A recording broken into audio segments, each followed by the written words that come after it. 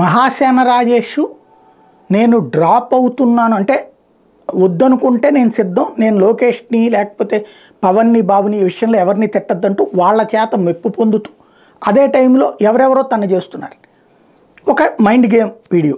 యాక్చువల్గా ఇందులో పాయింట్ ఏంటంటే, అసలు మైండ్ గేమ్ ఏంటంటే, ఒకటి సానుభూతి తెప్పించుకోవడం, అయ్యో వాళ్ళు దొంగలు వీళ్ళు దొంగలు నేనైతే చాలా మంచోడిని అనేటువంటిది, అన్యాయంగా మమ్మల్ని అణిచేస్తున్నారు అన్నటువంటిది. ఇది ఒక ఆస్పెక్ట్.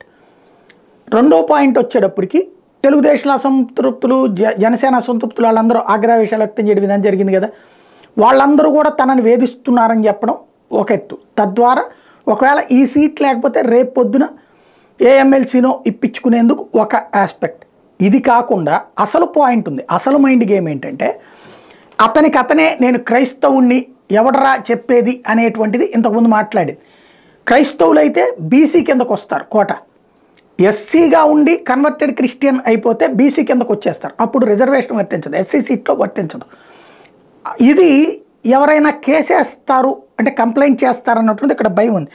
వాస్తవంగా కాన్స్టిట్యూషన్ షెడ్యూల్కి సంబంధించి కీలకమైనటువంటి అంశం ఏంటంటే, 1950లోని పారాగ్రాఫ్ 3 ప్రకారం హిందూ మతం లేదా సిక్కు మతం లేదా బౌద్ధ మతం కాకుండా వేరే ఏ ఇతర మతాన్ని అయినా పాటించినట్టయితే, అనుసరించినట్టయితే వాళ్ళు షెడ్యూల్ కులానికి చెందిన వారు కారు. కాబట్టి క్రిస్టియన్ మతాన్ని ఆచరించే మహాసేన రాజేష్ ఎస్సీ కులానికి చెందినట్టు కిందకి రారు. కాబట్టి రేపొద్దున ఎవరైనా చేస్తే ఆటోమేటిక్గా అనర్హత వేటు పడిపోతుంది. ఎందుకంటే ఈ మధ్యన అవి చాలా సీరియస్గానే తీసుకుంటున్నారు. ఈవెన్ ఈసీ కూడా ఏం చేస్తుంది, కలెక్టర్ని నివేదిక అడుగుతుంది. కలెక్టర్ ఏం చెప్తారు, ఇతను ఇంకా వేరే సాక్ష్యాలు కూడా అక్కర్లేదు కదా, తనే చెప్పాడు కదా వీడియోలు పెట్టి మరి నేను క్రిస్టియన్ అని చెప్పేసి, ఆ ఆధారం చాలు. అవి ఆల్రెడీ బయట అంతా సర్క్యులేషన్లో ఉన్నాయి. అప్పుడు ఆటోమేటిక్గా ఏమవుతుంది, తను అనర్హుడైపోతాడు. ఎట్లా గవర్నమెంట్ వైసీపీది ఉంది, ఆటోమేటిక్ కలెక్టర్ ఆ రూట్లో నేను నివేదికిస్తాడు కదా. ఈసీ ఏం చేయాలా, తను వచ్చేసి క్రిస్టియన్ కాదు అని సర్టిఫికేట్ ఇస్తుందా ఈసీ ఇవ్వాలంటే వీళ్ళే కదా ఇచ్చేది. అప్పుడు అనర్హత వేటు పడిపోతుంది.